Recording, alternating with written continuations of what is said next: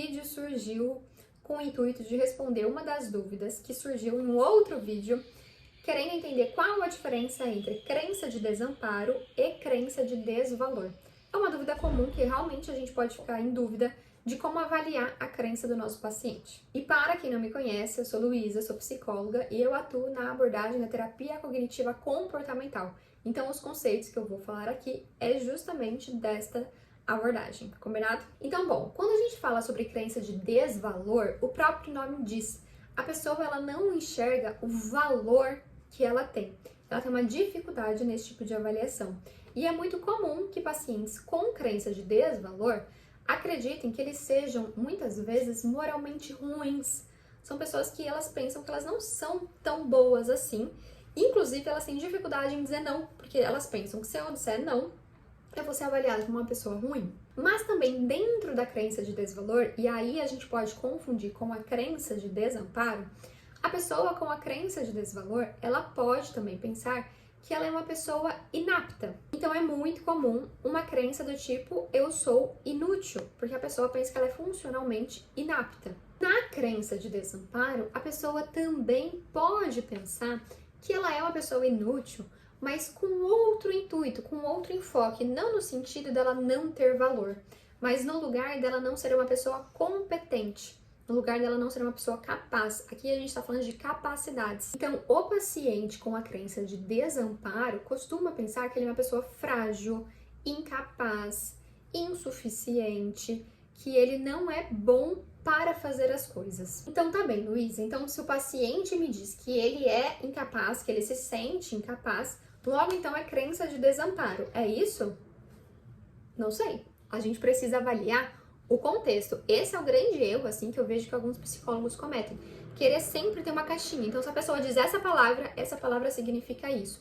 E não, a gente precisa perguntar para o paciente qual é o significado daquilo para ele. Se é um paciente que traz eu sou incompetente, né? Eu sou incapaz. E dentro desse contexto, quando a gente vai avaliar, a gente percebe que ele está dizendo que sim, ele é uma pessoa que não é suficientemente boa, que é uma pessoa incapaz, que ele tem medo de falhar. Muitas vezes pacientes assim são até muitas vezes perfeccionistas, buscam muito por uma perfeição, tem uma autocobrança muito grande para fazer justamente as coisas de forma bem feita.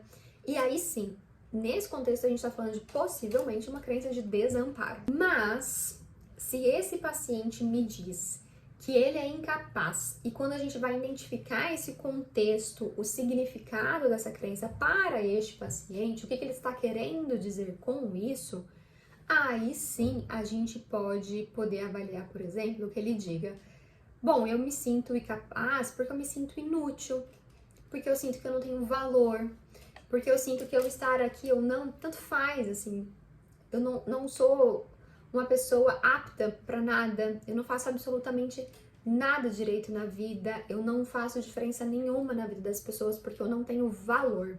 Entende que essa incapacidade está muito relacionada ao valor e não às capacidades dela. Quando um paciente, normalmente um paciente de crença de desvalor, diz que ele sente que ele não merece coisas boas, porque ele não tem valor, então tipo, tanto faz, não tenho valor como pessoa, então eu me sinto inútil. Então percebe que é diferente quando um paciente se sente incapaz em relação às capacidades dele. Poxa, eu tenho muito medo de falhar, eu sinto que eu posso falhar, eu sinto que eu preciso fazer tudo muito direito, eu sinto que eu não sou bom o suficiente para algo, e a pessoa está ancorada muito nas capacidades dela. Outra coisa é quando a pessoa ela sente que ela é moralmente ruim, que ela é inútil, que ela não serve para nada, que ela não merece coisas boas e que ela é incapaz como um todo. A sugestão que eu sempre dou para vocês é questionem o paciente, ouçam o que o paciente diz. É a mesma coisa quando a gente fala da crença de não ser suficientemente bom. A pessoa diz que ela não é boa o suficiente, logo é crença de desamparo. Não, às vezes pode ser uma crença de desamor.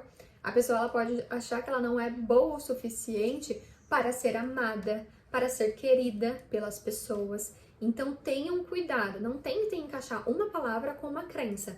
Questionem o paciente, identifiquem o contexto e o significado daquela crença para ele. Então era isso que eu queria trazer nesse vídeo. A gente se encontra num próximo vídeo, num próximo conteúdo. Deixem as dúvidas de vocês, vai ser um prazer responder. E se você gosta desse tipo de conteúdo, lá no Instagram eu falo muito mais sobre isso. Até mais!